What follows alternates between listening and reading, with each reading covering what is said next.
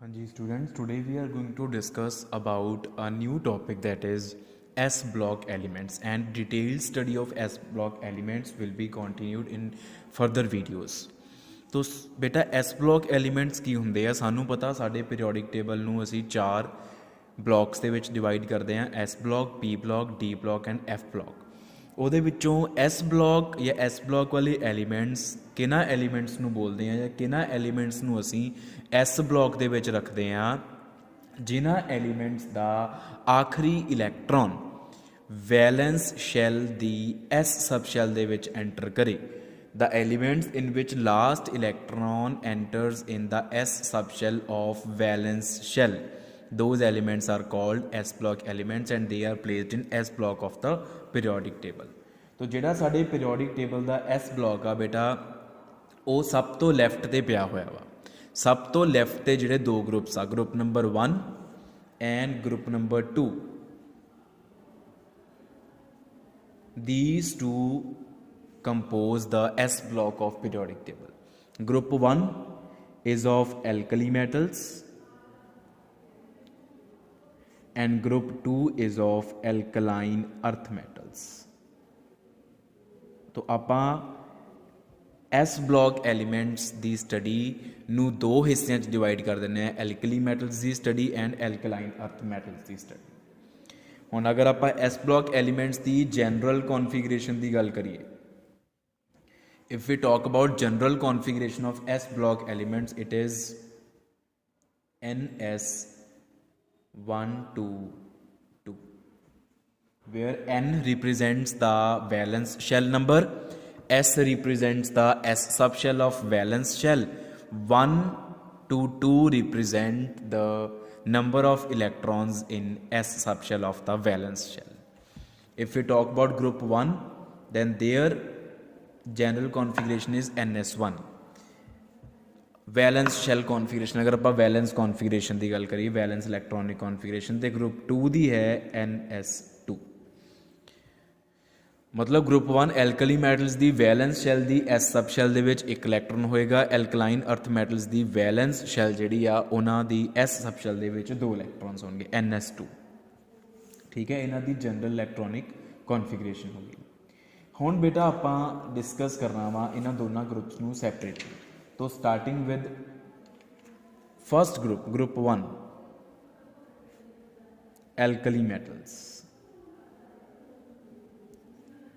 तो first of all we should be knowing, we must be knowing the elements present in group number 1। Alkali metals किहड़ियां वा? The alkali metals we have starting with lithium, sodium, potassium, rubidium, caesium and francium.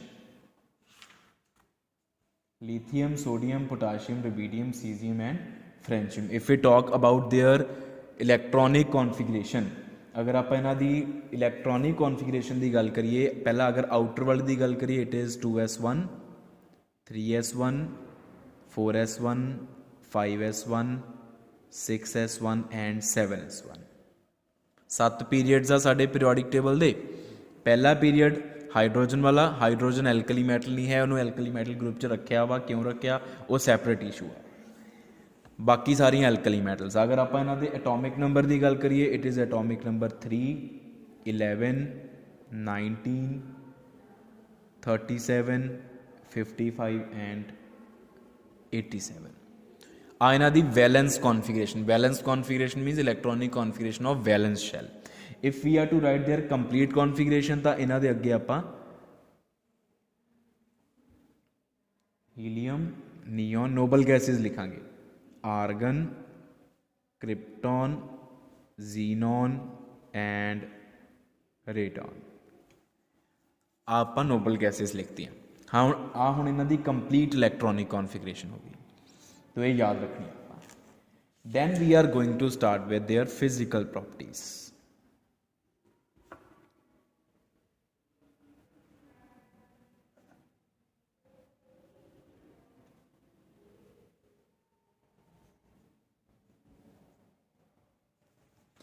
तो physical properties they which सब तो पहली physical property आपां discuss करांगे atomic size.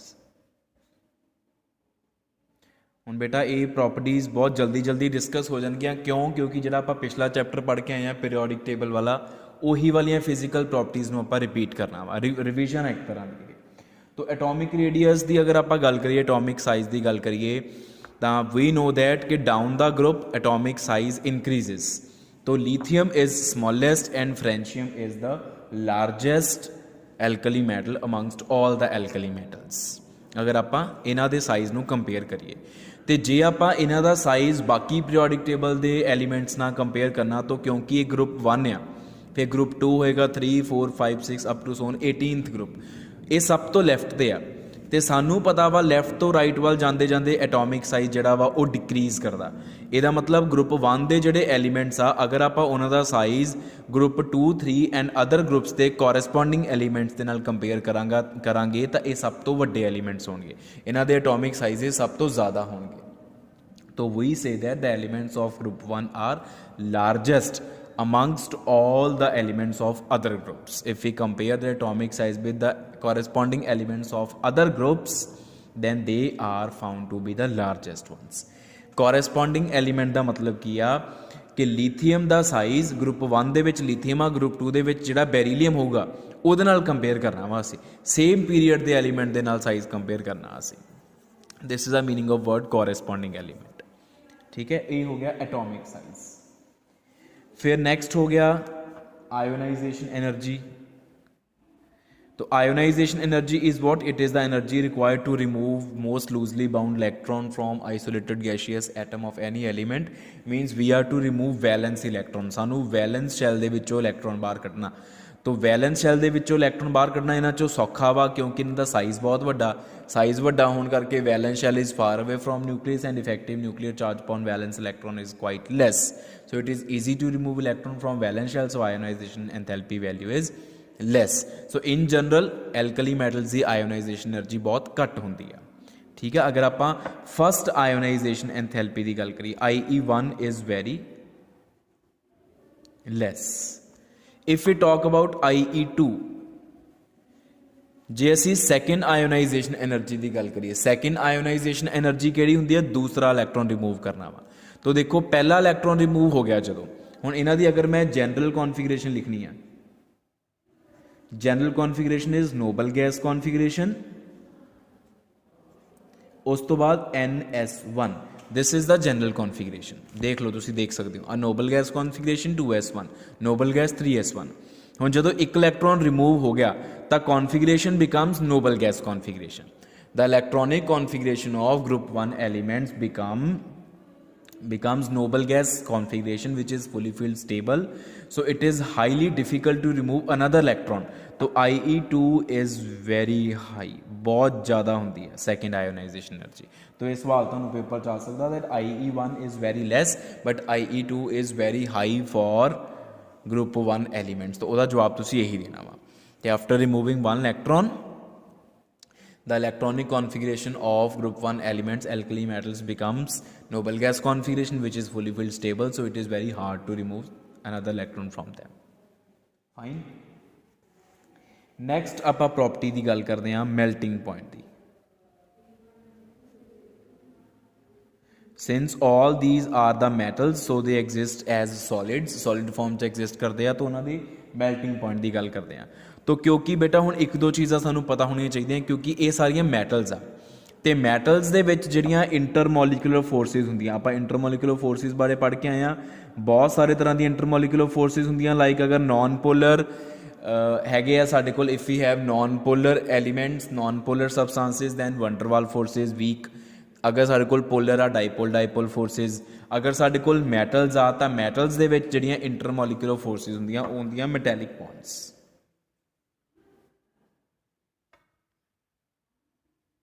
मतलब अगर आ कोई मैटल आ if this is some metal तो आ मैटल के जोड़े एटम्स होणगे इन्हां एटम्स के विचकार जिहड़ियां फोर्स ऑफ अट्रैक्शन होणगियां या बाइंडिंग फोर्सिस होणगियां वो होणगियां मैटैलिक बॉन्ड्स। आ एक एटम दूजे बॉन्ड नाल जिहड़े बॉन्ड एक एटम दूजे एटम नाल जिहड़े बॉन्ड की हैल्प नाल जुड़िया होया उहनूं असीं बोलदे हां मैटैलिक बॉन्ड।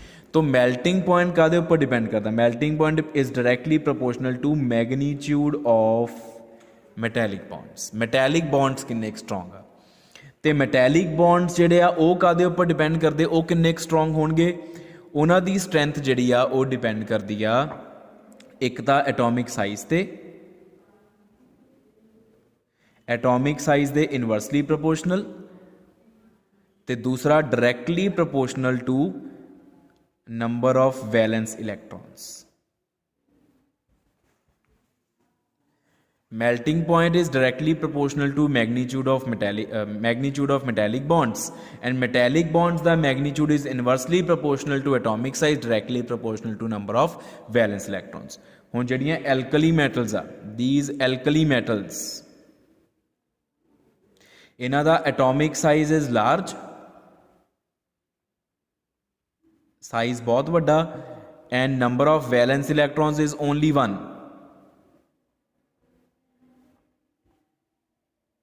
सिर्फ एक वैलेंस इलैक्ट्रॉन आ बस। तो फिर इत्थों की पता लगता, क्योंकि एटॉमिक साइज वड्डा वा इस करके magnitude of metallic bonds is less, metallic bonds weak आ। दूसरा वैलेंस इलैक्ट्रॉन भी सिर्फ इक्को ही आ, जे नंबर ऑफ वैलेंस इलैक्ट्रॉन्स घट आ तो मैटैलिक बॉन्ड्स का मैग्नीट्यूड भी घट आ। तो दोनों ही फैक्टर सानू ये कह रहे हैं कि मेल्टिंग पॉइंट इज लैस या मेल्टिंग पॉइंट इज लो। तो alkali metals have low melting points, alkali metals के जोड़े मेल्टिंग पॉइंट्स आ वो लो होंगे। Why? Because the strength of या magnitude of metallic bond, strength of metallic bonds is quite less due to large atomic sizes and only one valence electrons in alkali metals. इस करके उन्होंने melting points लो होंगे। ठीक है जी। और अगर आप डाउन द ग्रुप गल करिए, if you talk down the group from lithium to cesium,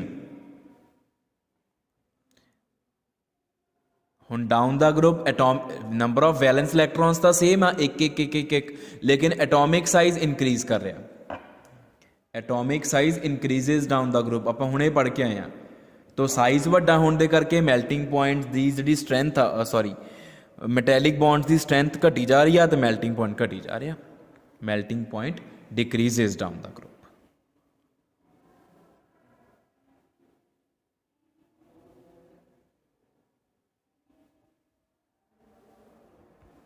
ठीक है जी। हुण नैक्सट साडे कोल है डेंसिटी।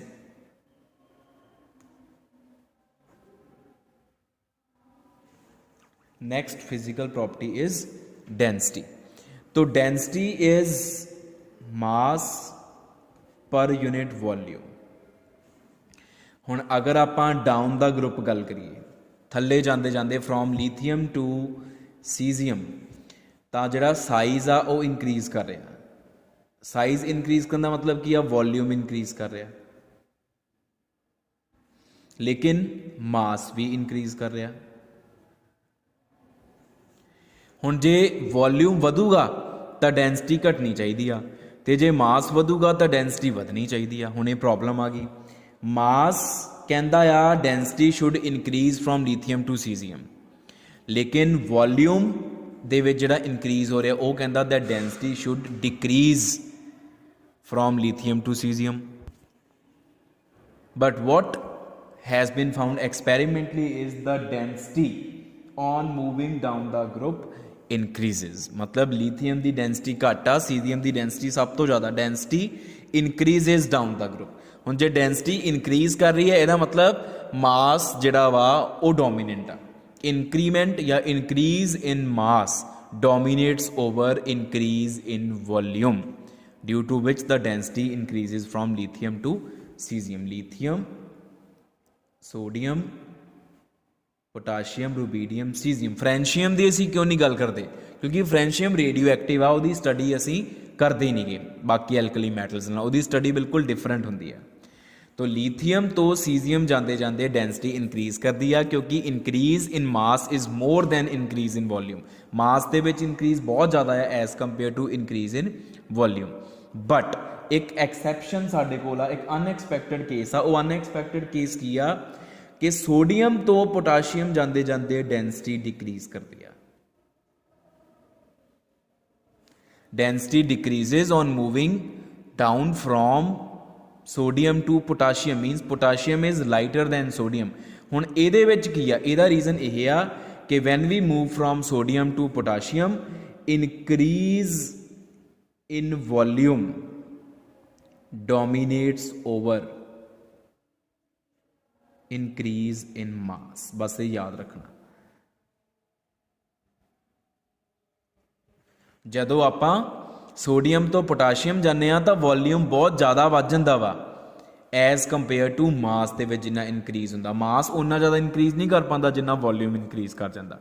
ਇਸ ਕਰਕੇ ਜੇ ਵੋਲੀਊਮ ਇਨਕਰੀਜ਼ ਜ਼ਿਆਦਾ ਕਰ ਰਿਹਾ ਤਾਂ ਵੋਲੀਊਮ ਕਹਿੰਦਾ ਡੈਂਸਿਟੀ ਘਟਣੀ ਚਾਹੀਦੀ, ਤਾਂ ਡੈਂਸਿਟੀ ਡਿਕਰੀਜ਼। ਬਾਕੀ ਨਹੀਂ, ਲੀਥੀਅਮ ਤੋਂ ਸੋਡੀਅਮ ਜਾਓਗੇ ਡੈਂਸਿਟੀ ਵਧੂਗੀ, ਫਿਰ ਪੋਟਾਸ਼ੀਅਮ ਤੋਂ ਰੂਬੀਡੀਅਮ ਵੀ ਵਧੂਗੀ, ਰੂਬੀਡੀਅਮ ਤੋਂ ਸੀਜ਼ੀਅਮ ਵੀ ਇਨਕਰੀਜ਼ ਕਰੂਗੀ। ਠੀਕ ਹੈ ਜੀ। ਨੈਕਸਟ ਹੈ ਸਾਡੇ ਕੋਲ metallic character, which is also called electropositive character.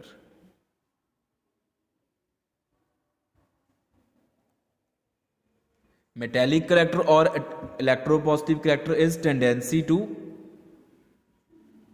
lose electrons. Tendency to lose electrons. So definitely they have high electropositive character because of their large atomic sizes. Their ionization enthalpy values are quite less, so it is very easy to remove electron from their valence shell. That's why they have high metallic character. That's why all of them are metals. ਤਾਂ ਹੀ ਆਪਾਂ ਉਹਨਾਂ ਨੂੰ metals ਬੋਲਦੇ, ਕਿਉਂਕਿ metals ਕੀ ਹੁੰਦੀਆਂ ਵਾ ਉਹ element ਜਿਹੜੇ electron ਜਲਦੀ lose ਕਰ ਸਕਣ। Since they can lose electrons very easily, that's why they are called metals. ठीक है जी। नेक्स्ट है ऑक्सीडेशन स्टेट्स।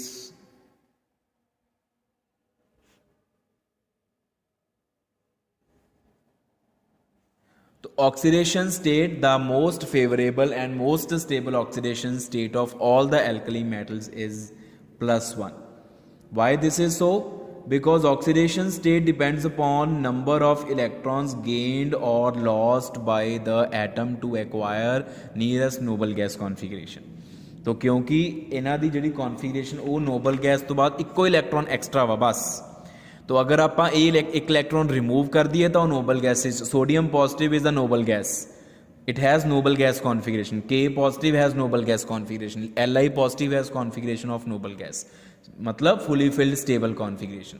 तो इक्वल इलेक्ट्रॉन लूज कर दे, अगर एक इलेक्ट्रॉन लूज कर दिया तो definitely their oxidation number oxidation state will be +1. So this is the most stable oxidation state. Next is flame colouration.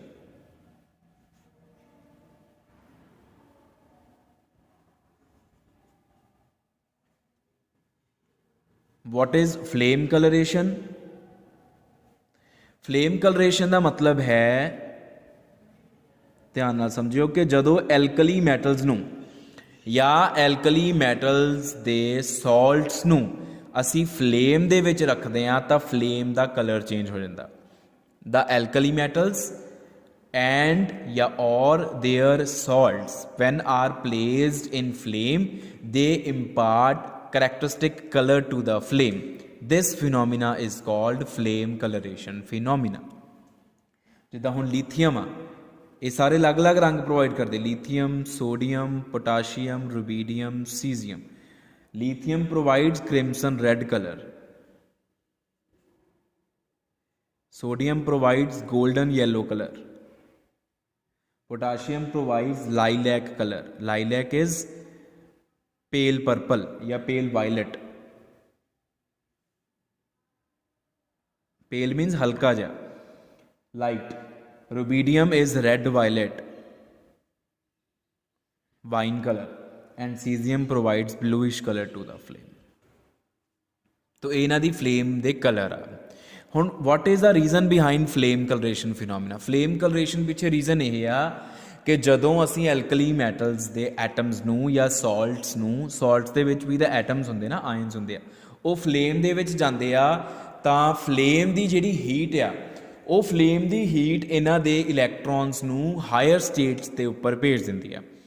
The electrons दे take up energy from the flame from the heat of Bunsen burner. This heat is capable is capable of exciting the electrons from lower to higher excited states. Since excited states are unstable states, so electrons come back to their original ground states. When they come back to original states, they emit visible radiations. That's why the color of flame changes. Since visible radiations are itself colored radiations, so when these radiations come out of the atoms, they cross flame and they provide color to the flame also. So the color of flame changes just because the visible radiations are emitted by the excited alkali metal atoms. That's it. This is the reason behind flame coloration. तो different elements या atoms different colour क्यों provide करते आ क्योंकि different atom ਦੇ ਵਿੱਚ nuclear charge different ਆ size different ਆ तो ਨਿਊਕਲੀਅਸ ਦੀ ਜਿਹੜੀ ਇਲੈਕਟ੍ਰੋਨ ਨੂੰ ਹੋਲਡ ਕਰਨ ਵਾਲੀ ਪਾਵਰ ਆ ਉਹ ਡਿਫਰੈਂਟ ਆ the strength of nuclear charge is different in different atoms and electrons are held up by nucleus with different forces, so different amount of heat is absorbed by the electron and then different amount of energy in form of visible radiation is released by the atom. Means to say different atoms release emit different colored radiations because different colored radiations are of different energy. Why different energies are emitted? Because different energies are absorbed. Why different energies are absorbed? Because electrons are held up by different strengths of nuclear charge in different atoms. So don't complicate the things simply जिन्नी मैं wording बोली है जो अपने हिसाब ਨਾਲ एक simple जी wording बना के ਤੁਸੀਂ ਇਹਦਾ ਰੀਜ਼ਨ ਲਿਖ ਸਕਦੇ ਹੋ ਕਿ ਕਿਉਂ ਡਿਫਰੈਂਟ ਐਟਮਸ ਡਿਫਰੈਂਟ ਕਲਰ ਦੀਆਂ ਰੇਡੀਏਸ਼ਨਸ ਨੂੰ ਐਮਿਟ ਕਰਦੇ ਆ ਠੀਕ ਹੈ ਜੀ ਫਿਰ ਨੈਕਸਟ ਸਾਡੇ ਕੋਲ ਆ ਜਾਂਦਾ ਵਾ photo electric effect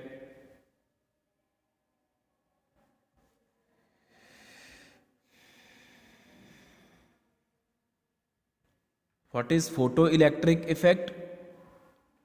The phenomena of ejection of electron from metal surface when some radiation of suitable energy is incident upon it.